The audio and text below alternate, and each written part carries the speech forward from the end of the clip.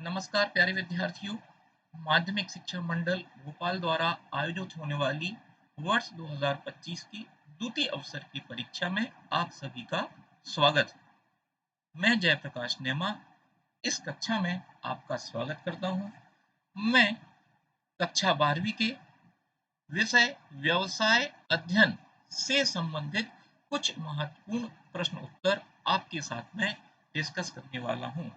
उम्मीद है कि हम यहाँ जो भी प्रश्न उत्तर डिस्कस करेंगे वह सारे के सारे प्रश्न उत्तर आपको अपनी परीक्षा में देखने को मिलेंगे। बहुत ही आसान शब्दों में और बहुत ही कम समय में हम ये कोशिश करेंगे कि लगभग सारे प्रश्न उत्तरों को जो महत्वपूर्ण है सरल भाषा में आपके साथ डिस्कस किया जाए। इसी क्रम में हम व्यवसाय अध्ययन की प्रथम इकाई के प्रथम प्रश्न को आपके साथ में डिस्कस करना चाहते हैं या डिस्कस करते हैं। देखिए पहला प्रश्न क्या है। पहला प्रश्न है कि प्रबंध के प्रमुख कार्यों को लिखिए।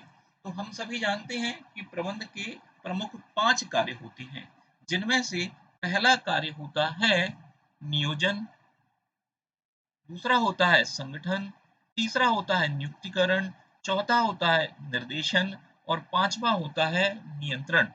नियोजन के माध्यम से प्रबंधक क्या करना है, कैसे करना है आदि प्रश्नों का उत्तर प्राप्त करता है। इसके पश्चात उसे जो कार्य करना है उसके लिए एक संगठन की आवश्यकता होती है, तो संगठन की स्थापना की जाती है।